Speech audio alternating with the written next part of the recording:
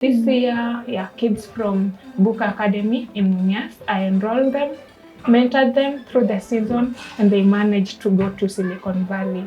So seeing the kids get excited, they're flying out, they're going to pitch to Google, to LinkedIn offices, head offices. That's really, I think it makes me really just feel like the work that we are doing is important. Yeah, and I think it's just the moments we share with them.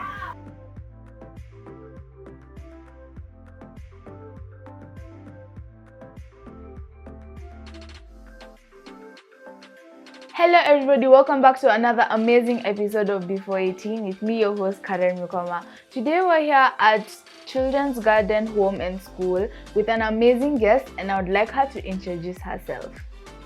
Hello, my name is Asha Makana. I'm the founder of 𝐀𝐬𝐡, and we teach kids how to code. Oh, that's amazing. So what inspired you to start 𝐀𝐬𝐡? I started 𝐀𝐬𝐡 back in 2018.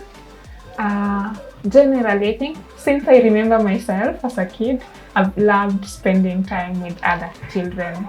So looking back at my journey when I was in high school, I used to create things for my classmates to take to their siblings. So it's been a journey from just passion, spending time with kids. And also I was inspired when I was young. I had a really nice teacher who used to take care of me. He taught me, he could give me assignments, he bought me books and everything, but sadly, I lost him very early when I was in grade 6. So as a tribute to him, I just decided to also support other kids that I come across. That's amazing. You said that you like spending time with children. How do you approach teaching the children how to code? Children are amazing. And I approach it from different angles based on the character of we have different characters and personalities, and that it depends. But with coding, we use 2 approaches. So mostly we do focus on creative thinking and problem solving. So as we are teaching them the different coding languages, it's a journey. Some of them have been coding for like 6 years, but the 2 things that we mostly focus on is creative thinking and problem solving. So when they are coding, learning the different languages, how do they create, think, solve the challenges they come across, and innovate? Okay. Yeah.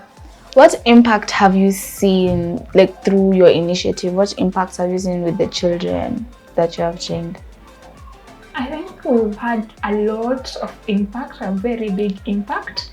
So from the kids personally, at personal level, I've had parents come and tell me that since my kids joined 𝐀𝐬𝐡, they're very confident, they're performing very well in school. And it's at first I used to be surprised because also I learn along with them.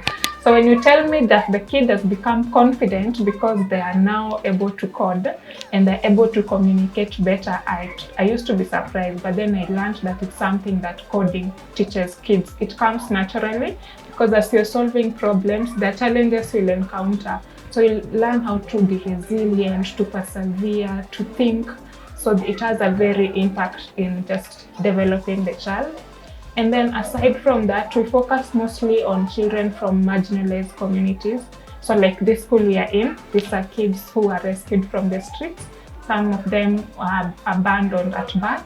They don't have family, so this is their family. So for us at 𝐀𝐬𝐡, we call it 𝐀𝐬𝐡 because it's called year 2 hours, the year 2 for hours. It's a community thing. We are here to support each other. So the impact is around just supporting the kids, knowing that you have someone who really cares about you and they want to see you excel and teach you a skill. So yeah, we have so many schools, girls in Samburu, girls who've been rescued from marriages as early as 9 years. So the impact is really big. I've seen about 300 kids go through the program, and most of them are now taking up technology careers, and it's really amazing to see them grow.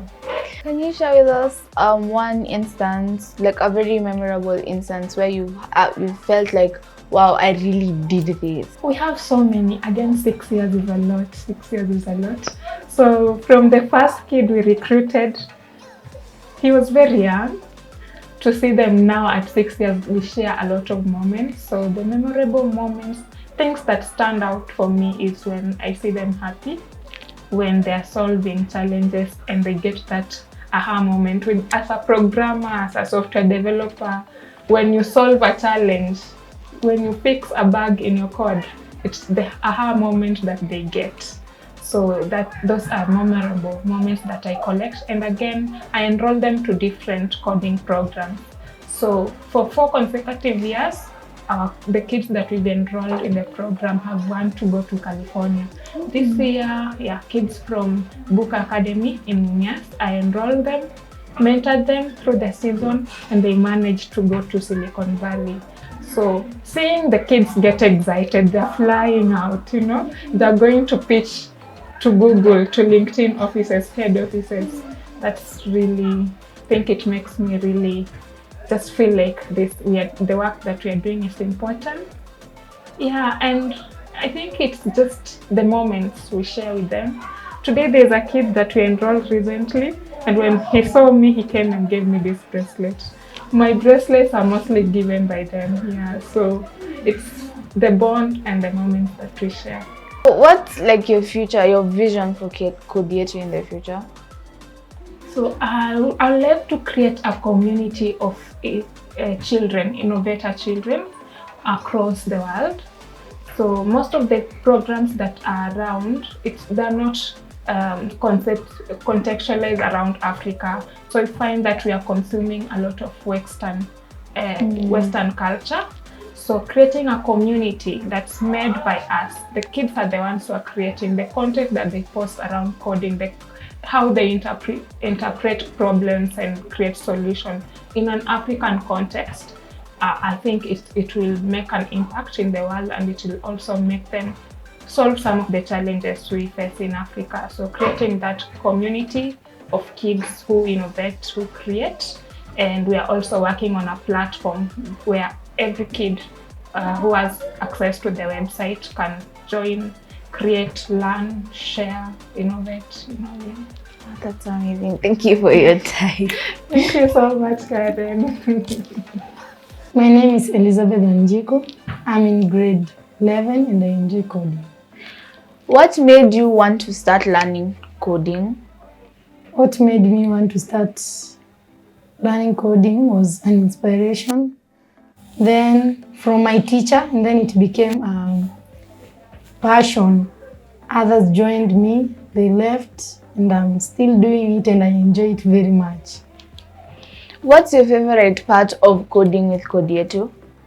My favorite part is playing fun games, going to events and competitions.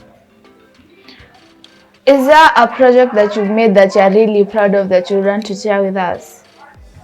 I've made a project called Lifted.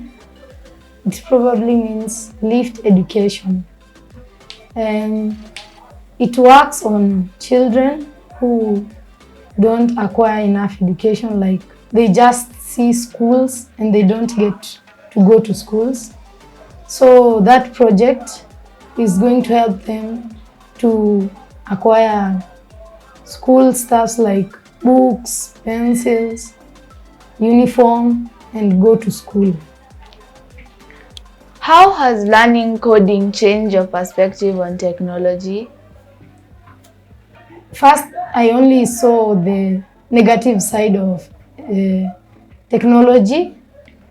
I only saw the cyberbully, and now I see the positive ways, like it can help me to make solutions like the project I'm working on to help other children. And now, at least there is something changed from bad things to good things. Like I used to see it in a bad way, now I'm seeing it in a good way.